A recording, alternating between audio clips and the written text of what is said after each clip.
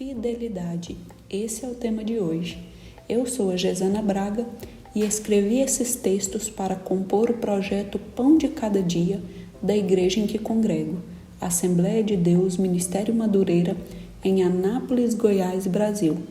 O tema é fruto do Espírito e hoje vou falar sobre fidelidade à obra de Deus. Gálatas capítulo 5, versículo 22. Mas o fruto do Espírito é amor, gozo, paz, longanimidade, benignidade, bondade, fé, mansidão, temperança. A fidelidade pode ser compreendida como lealdade, confiabilidade. Esse é um atributo comunicável de Deus, ou seja, Deus é fiel e capacita o homem para também ser fiel através do desenvolvimento do fruto do Espírito. Mas o que é a obra de Deus? A obra de Deus é esta, que creiais naquele que Ele enviou. João capítulo 6, versículo 29. Logo, trabalhar na obra de Deus é realizar ações que tornem Jesus conhecido. Geralmente essas ações estão ligadas a uma igreja.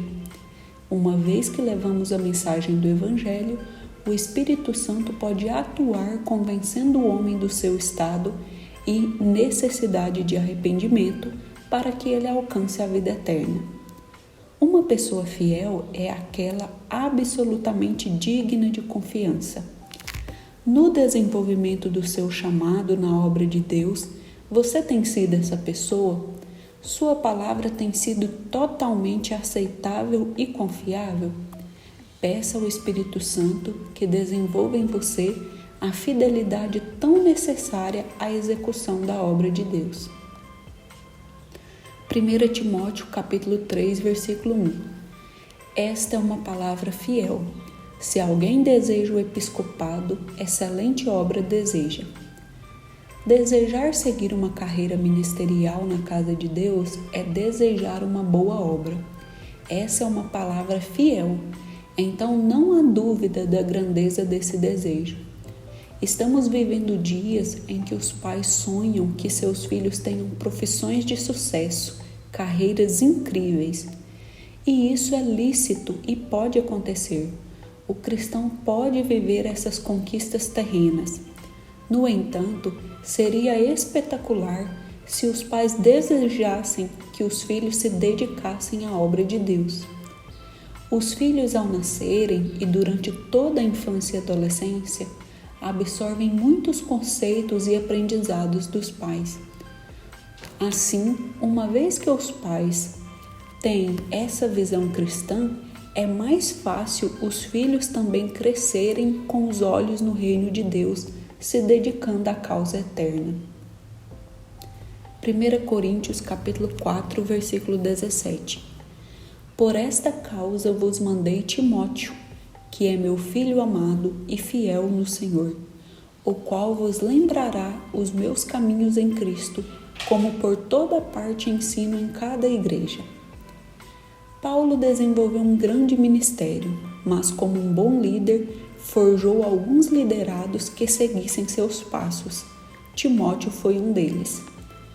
Os dois evangelizavam o mundo da época e edificavam os membros da Igreja de Cristo. Timóteo possuía um caráter íntegro e Paulo ressalta que ele era fiel ao Senhor. Como é gratificante para um líder saber que seu liderado é uma pessoa fiel. Isso traz tranquilidade para uma missão.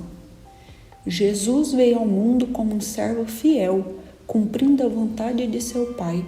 Assim também Timóteo escolheu esse modo excelente de viver, sendo fiel a Deus. No exercício da obra de Deus, é necessário primeiramente ser fiel ao Senhor, depois fiel aos homens. Colossenses capítulo 4, versículo 23. E tudo quanto fizerdes, fazei-o de todo o coração, como ao Senhor e não aos homens. A palavra de Deus nos exorta que ao realizarmos um serviço para os homens, devemos fazer com excelência, como se estivéssemos fazendo para o Senhor, porque entende-se que damos o melhor de nós para Deus. Essa exortação é necessária, pois na nossa rotina podemos realizar um trabalho bem feito ou fazer de qualquer jeito, às pressas, sem capricho. No entanto, existe outro extremo: fazermos um excelente trabalho no emprego, nos afazeres terrenos, mas fazermos um trabalho ruim para Deus, empregando apenas a sobra dos nossos recursos financeiros, a sobra do nosso tempo, a sobra da nossa energia física. Logo, o serviço prestado à obra de Deus não é confiável.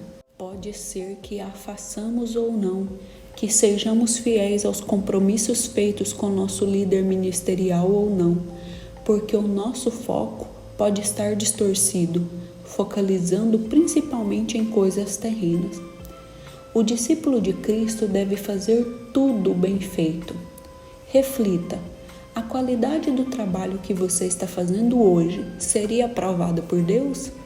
Se não, reveja seu modo de pensar, ser e agir e comece a trabalhar com fidelidade. Permita que o Espírito Santo conduza você. Apocalipse capítulo 2, versículo 10. Nada temas das coisas que hás de padecer. Eis que o diabo lançará alguns de vós na prisão, para que sejais tentados, e tereis uma tribulação de 10 dias. Ser fiel até a morte, e dar-te-ei a coroa da vida. Deus mostrou a seu servo João uma revelação das coisas que iriam acontecer. Essa revelação, detalhada no livro de Apocalipse, nos mostra que o cristão padeceria muitas tribulações nos últimos dias.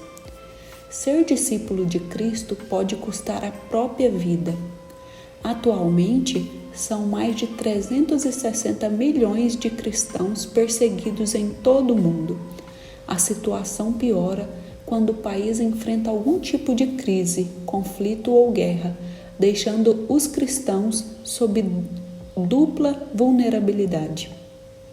Na maioria dos países mais perigosos para os cristãos, como Líbia, Nigéria, Sudão, Iêmen, Índia, Paquistão, Coreia do Norte, o seguidor de Jesus não tem o direito de existir e muito menos de revelar sua fé. Caso isso aconteça, poderá perder emprego, casa, comércio, além do apoio financeiro e emocional da família e da comunidade. Atos de violência como agressões, prisões, sequestros, casamentos forçados e torturas. Essas são informações da missão Portas Abertas. No Brasil, a intolerância religiosa também existe, mesmo se apresentando de forma diferente e até sorrateira. O cristão tem sua liberdade de crença afrontada na sociedade, nas universidades.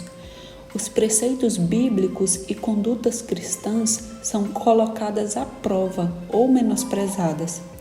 Nesse contexto, a fidelidade capacita o homem a morrer por Cristo, se necessário. O homem fiel tem capacidade de permanecer com suas convicções, não se vende por circunstâncias, dinheiro, prazer ou mesmo por sua própria vida. O cristão que for fiel até a morte receberá sua coroa da vida.